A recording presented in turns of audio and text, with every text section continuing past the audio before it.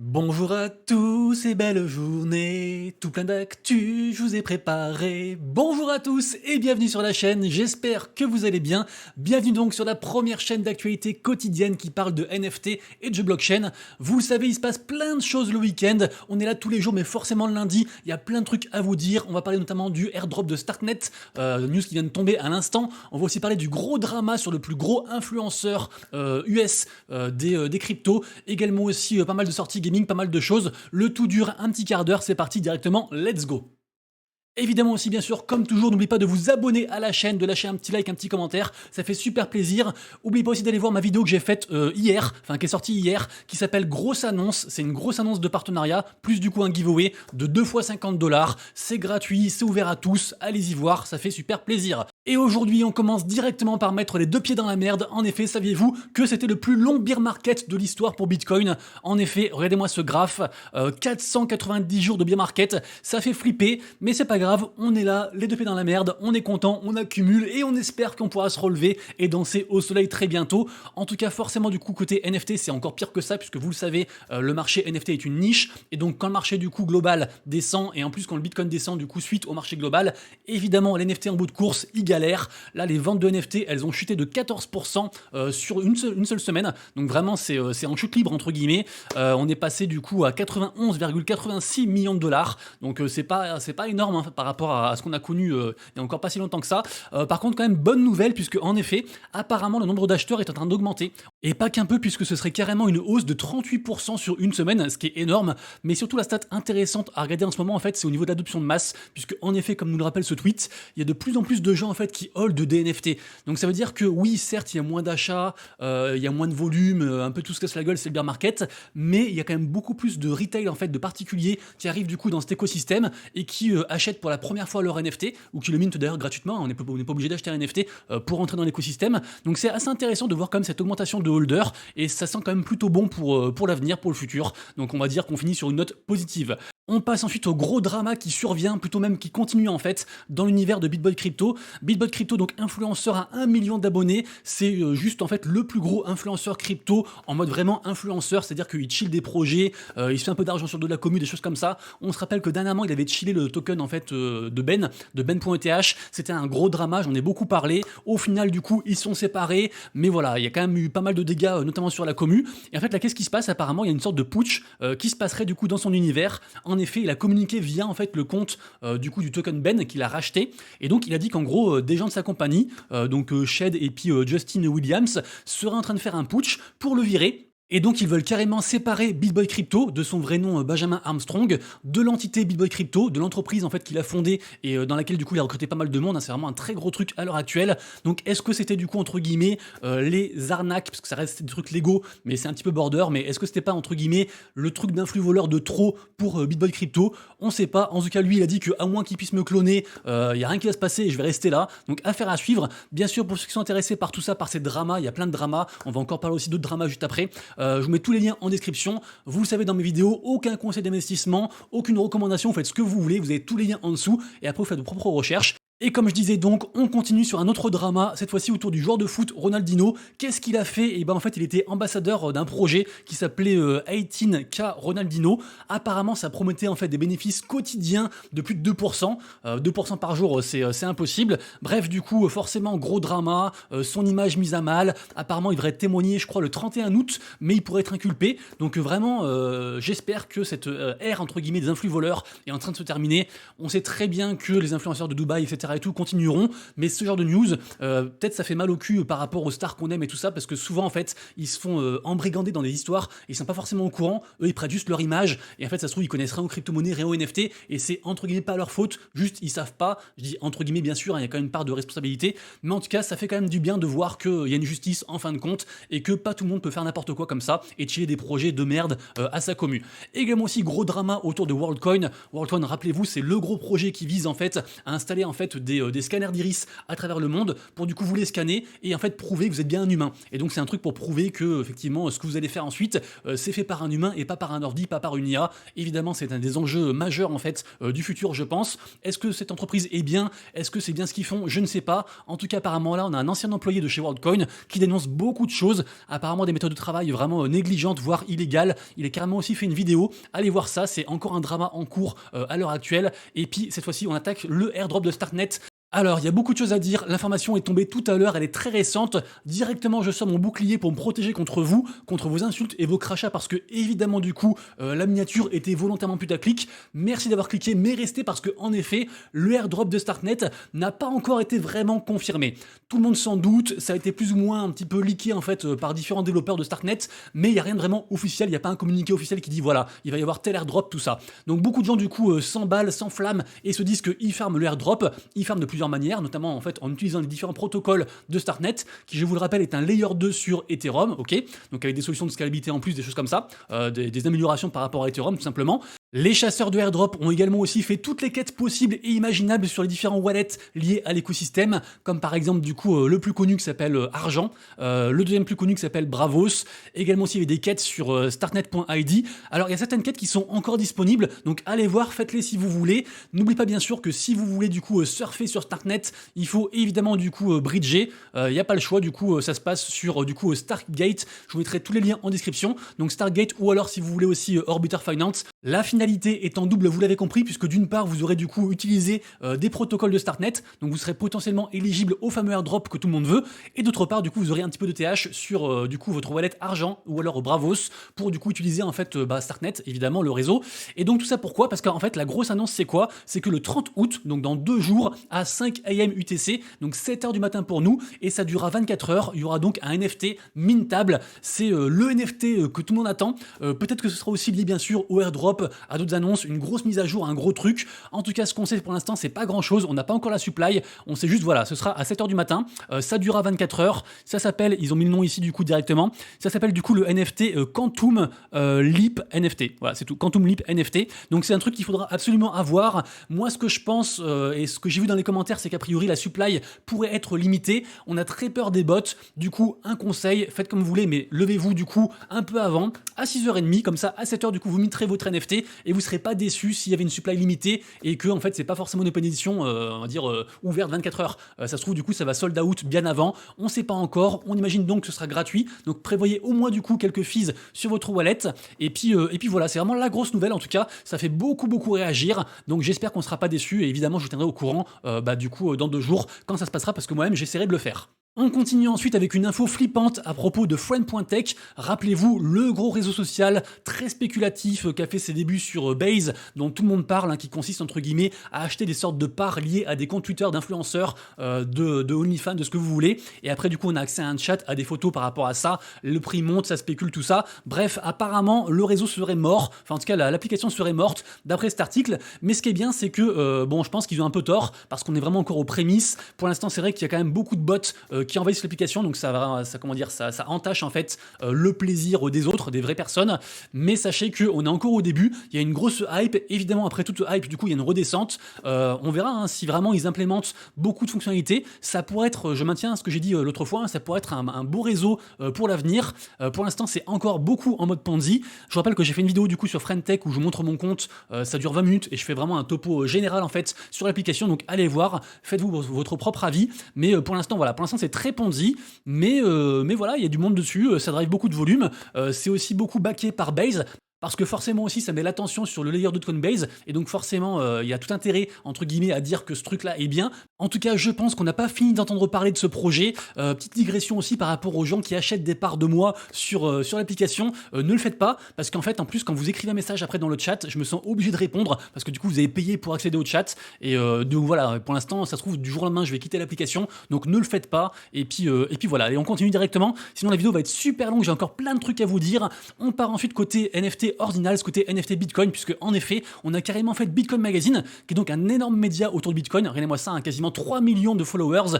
En fait, ils ont carrément fait inscrit la couverture de leur dernier numéro sur en fait un NFT Ordinal. Donc c'est assez intéressant. D'ailleurs, en plus, ils ont utilisé la technologie des NFT récursifs qui permettent en fait, si vous voulez, de mettre en relation différents NFT ordinaux. Parce que si vous voulez, en fait, un NFT ordinal, ça s'inscrit dans un petit Satoshi, qui est la petite unité de mesure de Bitcoin. Donc c'est tout petit, il n'y a pas trop de place. Et donc en fait, ils ont créé une sorte de technologie pour faire communiquer ces différents NFT ordinaux et en fait créer un ensemble plus cohérent avec du coup plus de data à l'intérieur. Donc là, du coup, c'est ce qu'ils ont fait. C'est assez intéressant. On est aussi à 26 700 000 inscriptions donc NFT sur Bitcoin, sur Ordinals. Ça marche toujours autant.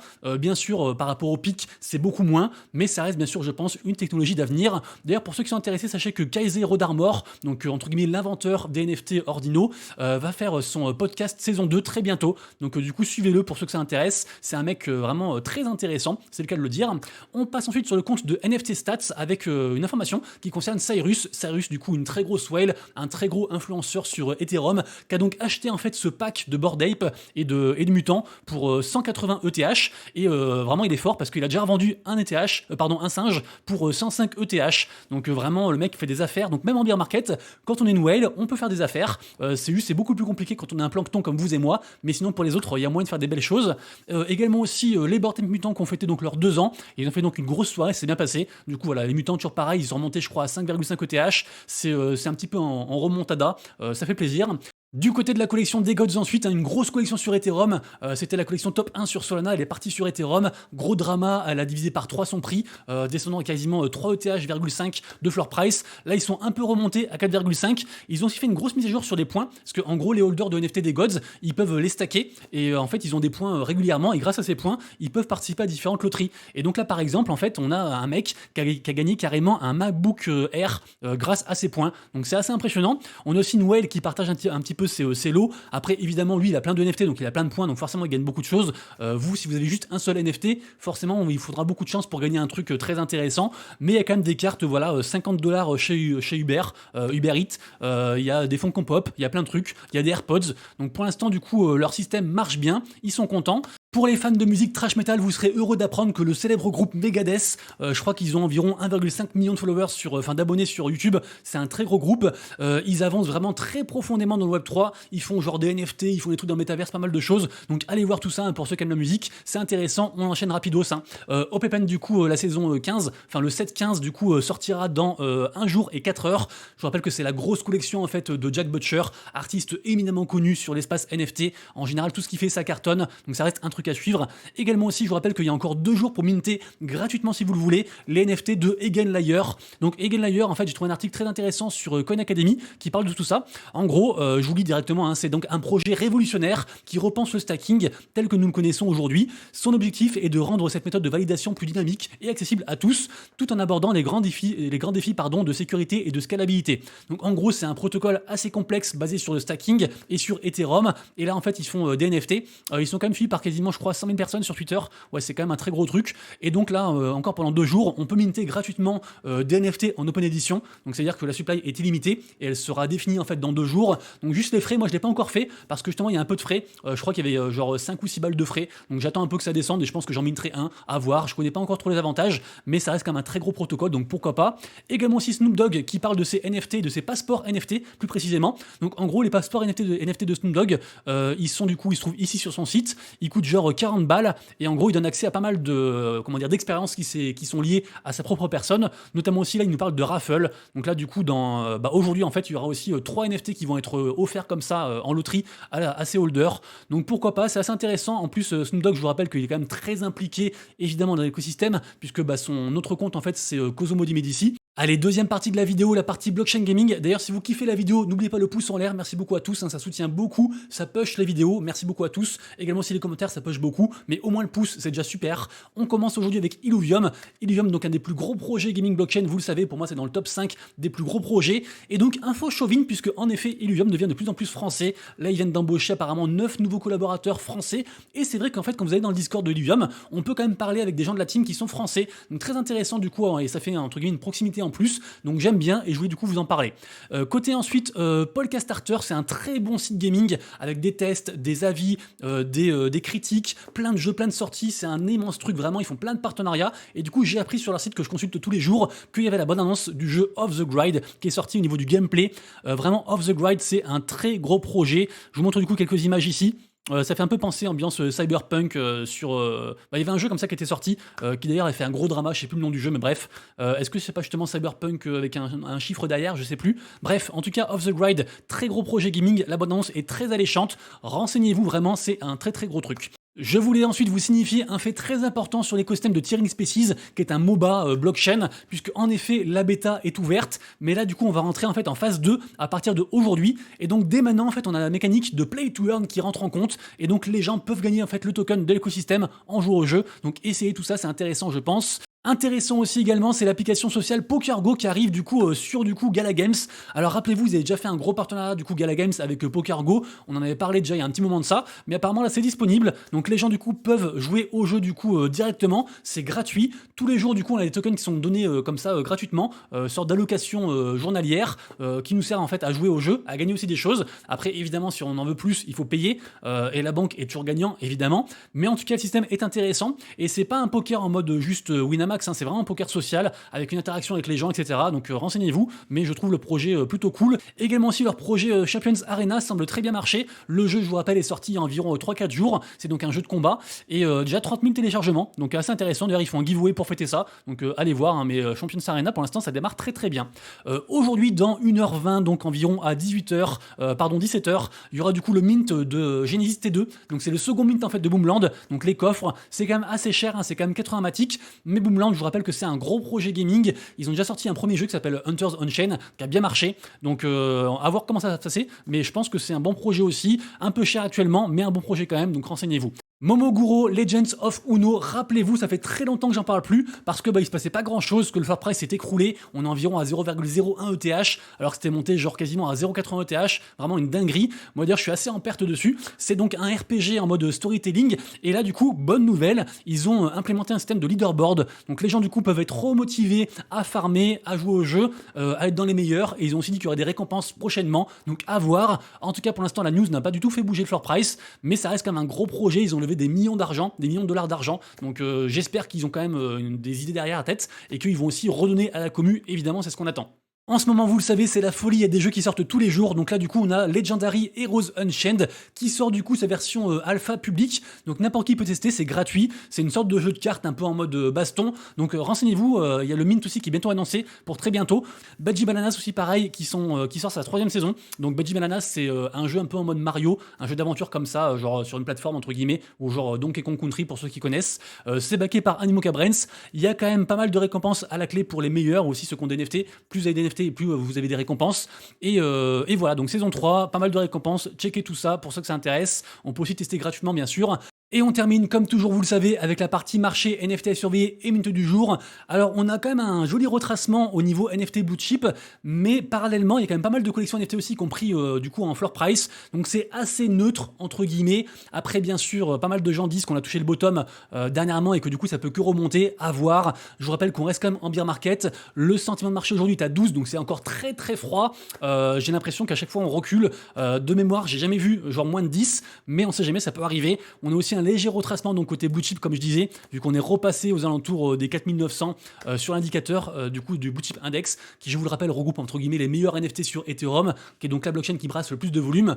Au niveau des NFT, des volumes généraux, ça change pas par rapport à la semaine dernière, vous irez voir ça, même mes anciens tweets, tout ça, rien de particulier. Bien sûr, je vous rappelle que je fais un tweet tous les jours qui résume un petit peu les mints de la journée que moi je regarde, notamment il y a 3 mints intéressants aujourd'hui, un Boomland, We Are All Bob, un projet français apparemment qui a un peu de hype, pourquoi pas à voir, il y a un peu de botting aussi dessus, mais à voir, ça peut marcher. Également aussi le gros projet Guild QB, qui est donc un gros projet en fait de guild en mode DAO sur Ordinals. À surveiller bien sûr Rec League, j'en ai beaucoup parlé dernièrement, vous le savez, gros projet gaming avec Animoca Brains. Migos aussi qui est retourné aussi Sol, gros projet sur Solana. Ça accumule pas mal, ça commence vraiment à sentir bon pour Onin Force. Allez voir tout ça. Également aussi Yoga Pets, les cubes, le mint est dans 3 jours et les NFT sont très très bas, ils sont genre à 0,26 ETH et en fait il en faut aussi pour minter. Renseignez renseignez-vous, mais pour moi c'est un très gros projet et je ne comprends pas pourquoi c'est si bas actuellement. Enfin du coup je le mets sur le dos du marché, mais pour moi c'est vraiment undervalue. Également aussi Dimension X qui est toujours en tête des volumes. D'ailleurs j'ai même vu qu'on avait une whale, on avait Dingaling, qu'on avait racheté pas mal des NFT légendaires en fait de cette collection-ci. C'est aussi un projet gaming. Renseignez-vous, mais Dimension X ça pourrait péter comme ça d'un instant à l'autre parce qu'il y a quand même pas mal de whales qui se positionnent, donc c'est intéressant. On a quand même eu aussi pas mal de grosses ventes assez intéressantes sur certains blue chips, des bordels, des choses comme ça. Également aussi un crâne de Lucie qui s'est vendu pour 90 ETH, assez impressionnant. Je rappelle que c'est la collection de Sam Pratt dont j'ai beaucoup parlé la semaine dernière, un artiste qui a vraiment le vent en poupe actuellement. Click du coup j'en ai parlé, c'est ça, donc on peut enchaîner. Floor price vraiment qui est pour l'instant très très bas. On attend du coup la sortie du jeu pour le 14 septembre. Et également aussi pour finir, j'ai jeté un petit coup d'œil à la collection NFT de Garbage Friends, qui est donc la seconde collection NFT de Typical Friends, qui ont fait premièrement du coup les Invisible Friends, qui ont assez bien marché. Donc pour l'instant du coup 0,13 ETH de floor price, ce qui est assez correct. Et au niveau du coup de la seconde, de l'évolution en fait du stacking de la première collection que je viens de montrer à l'instant, parce qu'en gros les gens ils stackaient du coup ce NFT pendant 30 jours et du coup ils obtenaient du coup ce NFT que vous avez du coup sous les yeux. On est à 0,095. Après forcément en fait il y a un système de rareté, donc du coup les gens qui ont des communs ils les vendent au floor et ceux qui ont du coup des NFT plus rares ils les vendent plus cher évidemment. On a quand même pas mal de NFT qui sont vendus, parmi les plus rares, qui sont vendus à plusieurs ETH, donc assez intéressant, collection bien sûr toujours à surveiller. Les amis du coup c'est tout pour moi, j'espère que vous avez kiffé la vidéo. On se retrouve donc dès demain pour la prochaine vidéo et d'ici là bien sûr prenez soin de vous, de vos proches et de vos lettres. C'était Monsieur Rabbit, des bisous, ciao.